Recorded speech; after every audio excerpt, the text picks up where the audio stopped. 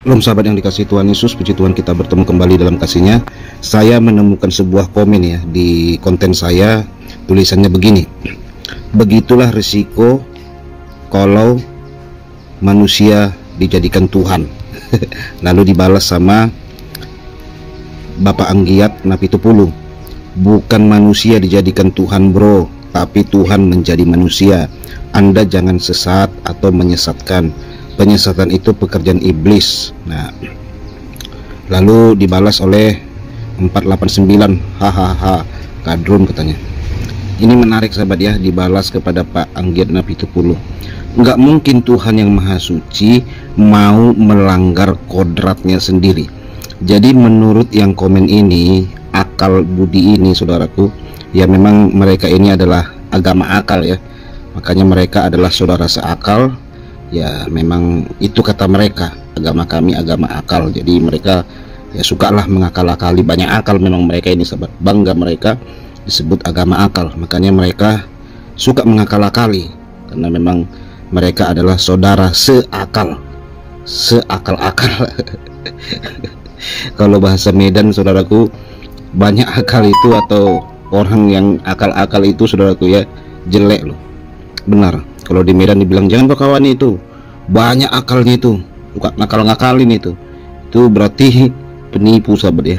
Artinya ya, tapi itu hak mereka lah. Kalau mereka bangga ya terserahlah sahabat ya.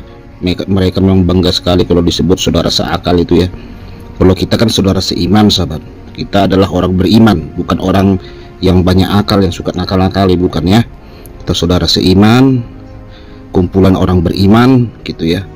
Nah, ini lagi sahabat ya, nggak mungkin Tuhan yang Maha Suci melanggar kodratnya. Jadi kata dia, karena Tuhan itu, firman itu sesuai Yohanes 1 ayat 1 sampai 14, firman itu menjadi manusia, kata dia adalah bentuk pelanggaran. Waduh, puji Tuhan ya, komen ini luar biasa sahabat. Jadi kalau Tuhan menyatakan kasihnya, menyayangi umatnya, itu adalah bentuk pelanggaran loh sahabat, ternyata bagi saudara seakal-akalan ini saudaraku. Jadi orang yang banyak akal ini berkata bahwa kalau Tuhannya itu membuktikan kasihnya, menyayangi umatnya, rela turun ke dunia menjadi manusia, adalah bentuk pelanggaran. Ternyata bagi mereka ini memang nggak boleh saudaraku. Tuhan itu mengasihi umatnya, nggak boleh, itu adalah pelanggaran sahabat. Kalau Tuhan berkorban untuk umatnya, itu adalah bagi mereka merupakan pelanggaran sahabat. Tapi heran ya, orang yang banyak akal ini, kalau ada manusia jadi babi ngepet, percaya dia sahabat. Kalau di YouTube itu kiamat membahas-bahas agamanya, dicari orangnya sahabat. Heran kita kan, mereka percaya bahwa orang yang dibalik kiamat itu ada saudaraku, menjelma menjadi kiamat, percaya dia. Ya sebutlah namanya Baluhab. Nah, pada mulanya si Baluhab bersama-sama dengan si kiamat, lalu si kiamat menjadi Baluhab.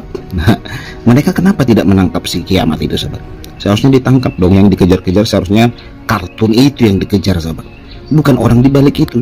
Tetapi mereka sangat percaya sekali bahwa ada orang yang menjelma jadi kiamat gitu loh.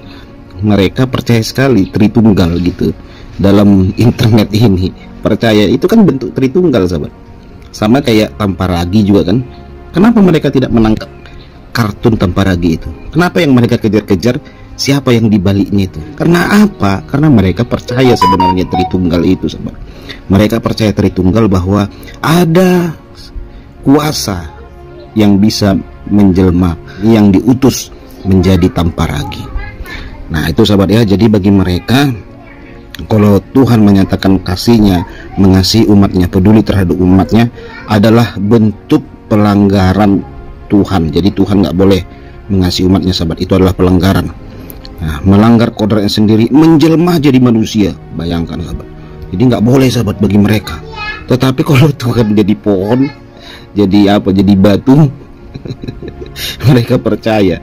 Untuk apa Tuhan menebus pohon, menebus batu sahabat? Ya Tuhan kan memang menciptakan manusia itu adalah satu-satunya ciptaan yang istimewa. Ya wajar sajalah Tuhan menyatakan dirinya kepada manusia, karena manusia itu istimewa. menjadi manusia yang tidak suci, buang air kecil dan BAB. Jadi bagi mereka ini sahabat ya, buang air kecil itu dosa besar sahabat. Iya, dosa besar.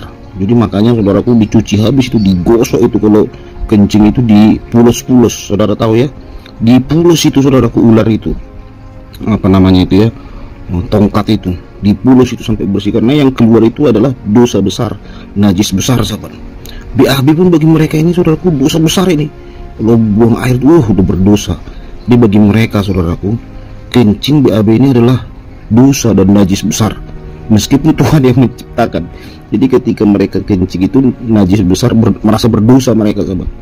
Jadi bukan mereka menganggap ini adalah karunia Tuhan. Kalau kita kan berbeda ya, kita bisa kencing ini karena kebaikan Tuhan, kita bersyukur ya, puji Tuhan hari ini lancar kencing, lancar BAB, berarti Tuhan memelihara kita kan, menyayangi kita, berarti kita sehat sahabat.